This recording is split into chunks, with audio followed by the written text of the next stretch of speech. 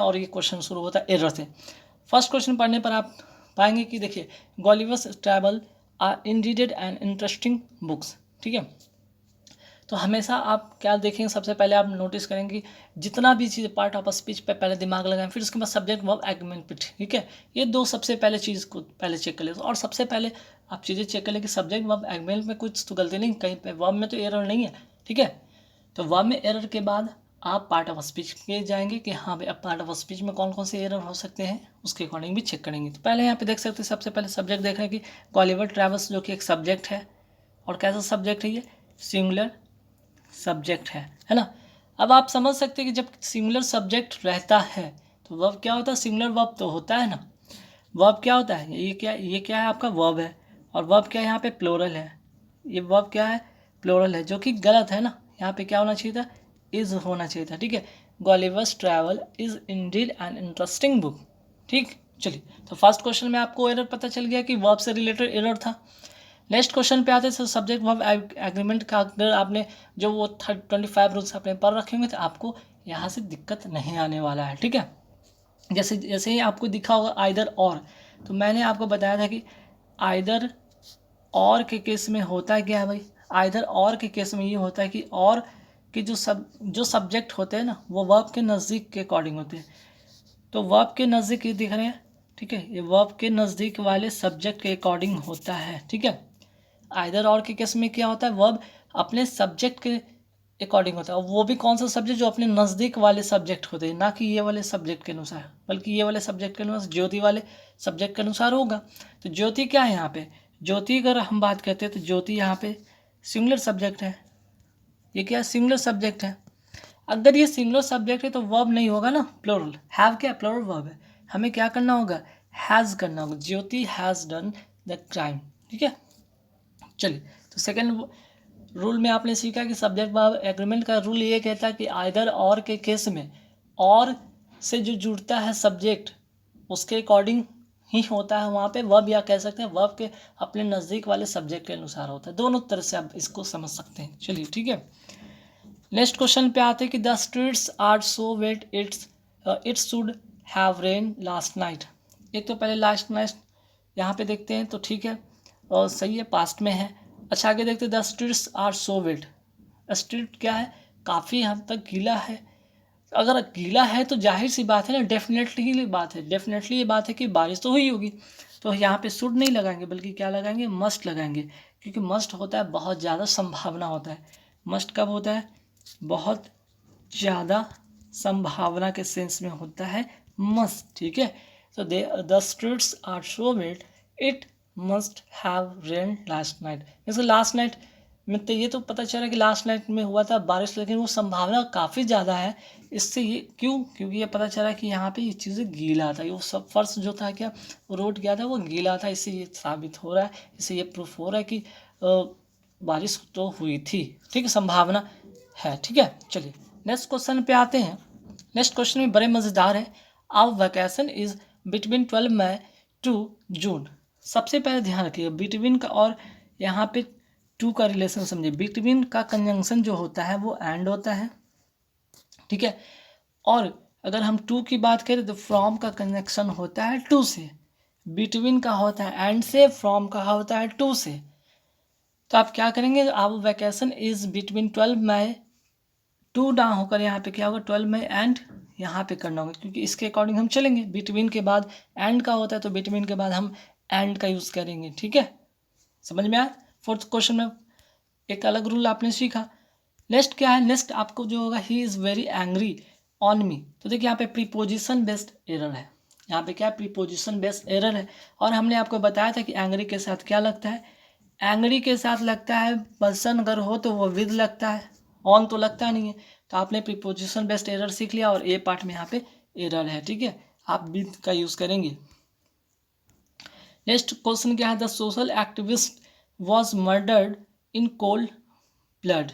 ठीक है, अब देखिए the social activist was murdered नहीं होना चाहिए, यहाँ पे क्या होना चाहिए, वह वॉज प्लस वर्ब का थर्ड फॉर्म लगाएंगे, क्योंकि इसे इस सेंटेंस को क्या है, एक पैसिव फॉर्मेशन में, ये क्या है, पैसिव फॉर्मेशन। और पैसिव फॉर्मेशन में क्या होता है, वर्ब का थर्ड फॉर्म आता है। तो यहाँ पे क्या करेंगे, मर्डर्ड। ठीक है, चलिए नेक्स्ट क्वेश्चन पे आते हैं। The train will not start, the train will not start until the guard will blow the whistle. देखिए जब कंडीशनल सेंटेंस की बात हम करने लगते हैं, ठीक है, जब हम कंडीशनल सेंटेंस की बात करें, कंडीशनल सेंटेंस की अगर हम बात करते हैं, ठीक है, तो कंडीशनल सेंटेंस से पहले वाला जो सेंटेंस होगा, मीन्स की क्लॉज होगा, वो तो आपका फ्यूचर में होगा, ठीक है, लेकिन इसके बाद जो होगा ना वो होगा प्रेजेंट इंडेफिनिट में, ठीक है, प्रेजेंट इंडेफिनिट में। तो यहाँ पे विल नहीं होगा, ठीक है, until the guard blows the, ठीक है, यहाँ पे आप क्या करेंगे, ब्लोज द विसल्स कर लेंगे, ब्लोज द विसल्स कर लेंगे, ठीक है। तो क्या ध्यान रखिएगा, अंटिल या इफ हो जब कंडीशनल का क्लॉज होता है तो उसके फर्स्ट वाले क्लॉज अगर फ्यूचर में हो तो नेक्स्ट वाले क्लॉज जो होगा आपका प्रेजेंट इंडेफिनिट में होगा, ठीक है। चलिए नेक्स्ट क्वेश्चन भी बहुत इंपॉर्टेंट, बहुत ही मज़ेदार रूल है। ए ग्रेट, खुद ही आप एलिमिनेट कर लेंगे, ए ग्रेट डील ऑफ, और यहाँ पे ए नंबर ऑफ, ठीक है, दोनों में क्या अंतर हो सकता है, ए ग्रेट डील ऑफ और ए नंबर ऑफ में, है ना। तो यहाँ पे चीज़ें समझिएगा, I read a great deal of books या फिर I read a number of books. तो ग्रेट डील ऑफ बुक्स जो होता है ना अनकाउंटेबल के साथ होता है और ये काउंटेबल के साथ होता है। तो यहाँ पे बुक क्या आपका काउंटेबल है, तो काउंटेबल के लिए हम क्या यूज़ करेंगे, ए नंबर ऑफ बुक का यूज़ करेंगे, ठीक है, ए नंबर ऑफ बुक का यूज़ करेंगे, ठीक है। चलिए अब आते हैं फटाफट फिलर देखते हैं। फिलर में भी क्या है, जैसे ही पढ़ते हैं कि जेन इज़ एनॉयड, वो इसमें चार ऑप्शन है, क्या होना चाहिए।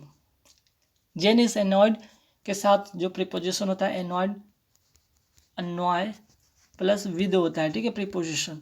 अब आप चेक कर ले यहाँ पे कौन सा होगा, सेकंड नंबर ऑप्शन इसका होगा बी, ठीक है। Next I am not angry you Paul.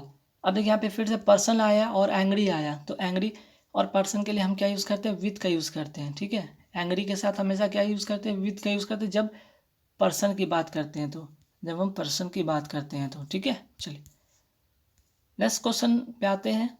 Next question के यहाँ पे आर्टिकल बेस्ड है, और आर्टिकल बेस्ड में क्या होगा, यहाँ पे जो इनडेफिनिट आर्टिकल होगा यहाँ पे यूज़ होगा, ऑस्ट्रेलियन के साथ इनडेफिनिट आर्टिकल का यूज़ होगा। लेकिन अब बात है कि कौन सा, ये तो होगा नहीं, अब तीन ऑप्शन तो बचते हैं। ऑस्ट्रेलियन ए अगर हम बात करें अ से शुरू होता है ना इसका, जब आप इसका साउंड स्टार्ट करते हैं, इसका साउंड चेक करते हैं, प्रोनाउंस करते हैं साउंड का, तो वॉवल साउंड आता है, क्या आता है, वॉवल साउंड आता है। वॉवल साउंड के लिए हम क्या यूज़ करते हैं, एन का यूज़ करते हैं। यूरोप का अगर हम बात करते हैं, यूरोपियन, तो इसका जो साउंड होता है कैसा होता है, कॉन्सोनेंट साउंड है, कॉन्सोनेंट साउंड है, मीन्स कि य से शुरू होता है, तो ये क्या होगा, एन होगा और ए होगा, है ना, एन और ए, ठीक है। An Australian an European are there among the tourist, ठीक है, क्योंकि यहाँ पे मैंने बताया कि यहाँ पे इंडेफिनिट आर्टिकल होना है, और चूँकि ये वॉवल साउंड से स्टार्ट हो रहा है, ये कॉन्सोनेंट साउंड से स्टार्ट हो रहा है, तो कॉन्सोनेंट साउंड के पहले ए और वॉवल साउंड के पहले एन, ठीक है। चलिए नेक्स्ट क्वेश्चन का, I have been looking for an apartment and I finally found the dash one. अब पता है कि आप लुकिंग फॉर, लुक फॉर के यहाँ पे एक फ्रेजल वर्ब है, लुक फॉर क्या है आपका एक फ्रेज है जिसका मतलब होता है खोजना, टू सर्च। अब आप चीज़ें खोजेंगे अपने लिए, घर खोजेंगे या अपार्टमेंट खोजेंगे, एरी खोजेंगे, गुड करेंगे, चीप नहीं बल्कि परफेक्ट खोजेंगे, ठीक है। चलिए क्वेश्चन नंबर 13 पे आते हैं। तो देखिए क्वेश्चन नंबर 13 क्या है, the youth should believe dash God. तो बिलीव के साथ प्रीपोजिशन आप रट लें कि बिलीव के साथ इन होता है, ठीक है। चलिए नेक्स्ट क्वेश्चन है, he was born. He was born के साथ यहाँ पे प्रीपोजिशन होगा इन होगा, ठीक है। जब पेरेंट्स की बात होता है तो वहाँ पे ऑफ का यूज़ करते हैं, ऑफ के लिए हम पेरेंट्स का यूज़ करते हैं तब करते हैं, वरना अगर हम कोई प्लेस के लिए यूज़ करते हैं तो हम इन करते हैं, ठीक है। चलिए नेक्स्ट क्वेश्चन क्या है, his opponent launch a political dash against him. His opponent launch a political. अब पॉलिटिकल इसके सेंस में हम टायरेट का यूज़ करते हैं। टायरेट का मतलब होता है क्या भाई, ठीक है, टायरेट का मतलब क्या होता है कि भाषण के द्वारा आलोचना करना। टायरेट का मतलब क्या होता है, भाषण के द्वारा आलोचना करना, आलोचना करना, ठीक है। अगर रेजिमेंट की बात करें, रेजिमेंट का मतलब होता है नियम या कानून होता है, ठीक है, नियम या कानून की हम बात करें, रिगेल का मतलब क्या होता है भाई? रिगेल का मतलब होता है कहानी सुनाकर मनोरंजन करना, ठीक है, कहानी सुनाकर मनोरंजन करना, ठीक है। और इसका मतलब होता है रेमिशन का मतलब क्या होता है भाई? सजा या बीमारी में कमी, सजा या अगर बीमारी की बात करें उसमें कमी, ठीक है। चलिए नेक्स्ट क्वेश्चन पे आते हैं। अच्छा नेक्स्ट क्वेश्चन यहाँ से शुरू होगा अपोजिट वाला, ये तो फिलर हो गया। अब यहाँ से अपोजिट, जैसे बैरन, बैरन का मतलब होता है क्या? बंजर, वैसा भूमि जहाँ पे खेती किया ना जा सके, उसका अपोजिट क्या होगा? फर्टाइल, जो जिसका मतलब होता है उपजाऊ, उपजाऊ, ठीक है, जहाँ पे खेती की जा सकती है। फैलो का मतलब क्या होता है? ऐसा खेत जिस पर खेती नहीं होती हो, ऐसा खेत, ऐसा खेत जिस पर क्या नहीं हो, जिस पर खेती नहीं हो, ठीक है। और फ्रीज का मतलब पता है कि फ्रीज का मतलब होता है बहुत ठंडा, बहुत ठंडा। और फेरस का मतलब होता है लौह, मीन्स कि लोहा के सेंस में। चलिए ठीक है, नेक्स्ट क्वेश्चन पे आते हैं हॉस्टिल। हॉस्टिल का मतलब होता है शत्रुता, ठीक है, या शत्रु जैसा, शत्रुता या शत्रु जैसा, ठीक है। इसका अपोजिट जो होगा मीनिंग वो क्या होगा? सिंपैथेटिक, ठीक है, वो मित्रता के व्यवहार के सेंस में होगा। बाकी आपको पता है। नेक्स्ट आगे बढ़ते हैं सवाल। पेरिल, पेरिल का मतलब क्या होता है? खतरा, पेरिल का मतलब होता है खतरा, और इसका अपोजिट होगा सेफ्टी, मतलब सुरक्षा, ठीक है। खतरा का उल्टा सुरक्षा। और बाकी मॉर्टल का मतलब मरणशील होता है, फैटल का मतलब नोट करना चाहे तो कर सकते हैं, घातक होता है, ठीक है। अब आते हैं यहाँ से साइनो देखेंगे, ठीक है। एब्सर्ड, एब्सर्ड का मतलब क्या होता है? बेतुका, बेढंगा। तो इसका अपोजिट क्या होगा? और सैनो है ना, तो रिडिकुलस होगा, इसका भी मतलब ये होता है बेतुका, बेढंगा, ठीक है। डिलीजेंट का मतलब होता है मेहनती, मेहनती। ब्रिक्स का मतलब क्या होता है? बहुत तेज, बहुत तेज, ठीक है। और कॉम्प्लेक्स मतलब उलझा हुआ। सॉलिटरी का मतलब होता है अकेला, सॉलिटरी का मतलब क्या होता है? अकेला। तो इसका जो ऑप्शन होगा करेक्ट वो होगा लोनली, का मतलब ये होता है अकेला, ठीक है। बाकी सब्टल का मतलब होता है सूक्ष्म, बहुत छोटा। सैड का मतलब उदासीन, और वॉलंटरी मतलब स्वेच्छा से काम करने वाला, ठीक है। आते पैसिफिक की बात करते हैं। पैसिफिक का मतलब क्या होता है? शांति प्रिय, शांति प्रिय व्यक्ति। इसका साइन होगा पीसफुल, पीसफुल का मतलब होता है शांति प्रिय। बाकी एक्सटेंसिव का मतलब होता है व्यापक या बड़े स्तर पे, ठीक है। चलिए नेक्स्ट क्वेश्चन पे आते हैं 22 पे। यहाँ से देखेंगे इडियम फ्रेज, जैसे कि यहाँ पे her mother saw through the excuse she gave, her mother saw is through the excuse she gave, जो उसने एक्सक्यूज दिया उसकी माँ क्या करी? सॉ थ्रू या सी थ्रू, सी थ्रू का मतलब होता है पता लगाना, एक फ्रेज है पता लगाना। तो पता लगाना के सेंस में यहाँ पे क्या होगा? डिटेक्टेड, ठीक है। Her mother detected the excuse she gave, जो उसने एक्सक्यूज दिया उसकी माँ उसके बारे में पता लगाई, ठीक। चलिए नेक्स्ट क्वेश्चन पे आते हैं। She has a bee in her bonnet, underline वाले का मतलब बताना है। A bee in her bonnet and can say anything. अगर हम बात करते हैं एनीथिंग, फैंक पर्सन एनीथिंग, एनीथिंग्स नहीं बोल सकते, बस क्रेजी पर्सन की बात करें, कोई ऐसा क्रेजी पर्सन हो सकता है कुछ भी बोल सकता है, ठीक है। चलिए नेक्स्ट क्वेश्चन पे आते हैं जो कि वन वर्ड सब्स्टिट्यूशन है। ए हेटर ऑफ वुमेन, जो वुमेन से नफरत करता है, जो औरतों से घृणा करता है, उसको क्या कहते हैं? मिज़ोगैनिस्ट, ठीक है, मिज़ोगैनिस्ट। इसका इस करेक्ट आंसर होगा बी। लेकिन अगर मिजोथैम मिसथैम्पो, अच्छा मिस एंथ्रोपिस्ट, ठीक है। मिस एंथ्रोपिस्ट का मतलब क्या होगा यहाँ पे? मिस एंथ्रोपिस्ट का मतलब होगा जो कि मनुष्य से घृणा करे, ठीक है, जो मनुष्य से घृणा करे। एंडोगैनिस्ट का मतलब होता है उभयलिंगी, कहते हैं उभयलिंगी, जिसमें कि नर और मादा एक ही में होता है, ठीक है। जैसे अगर प्लांट की बात करते हैं तो मिस एंथ्रोपिस्ट का मतलब मनुष्य घृणा, मिसोगैनिस्ट का मतलब जो हेटर ऑफ वुमेन की बात कर रहे हैं, ठीक है। नेक्स्ट क्वेश्चन पे आते हैं। Easy to shape in any desire form, बहुत ही आसान होता है ना, किसी भी फॉर्म में शेप में उसको क्या करना है? अपनी इच्छा के अनुसार ढाल देना, उसको क्या कहते हैं? मैलेबल कहते हैं, ठीक है, मैलेबल। नेक्स्ट क्वेश्चन पे आते हैं। Amount of money demanded by kidnappers, ransom, बहुत बार आपने अगर मूवी देखा तो रैंसम के बारे में सुना होगा। अगर होनोरियम की बात करते हैं, वेतन के अलावा जो धन मिलता हो, वेतन के अलावा जो धन मिलता हो उसको कहते हैं होनोरेरियम, ठीक है। वेरी वेरी इंपॉर्टेंट क्वेश्चन, कई बार एग्जाम में भी आया है। नेक्स्ट क्वेश्चन पे आते हैं।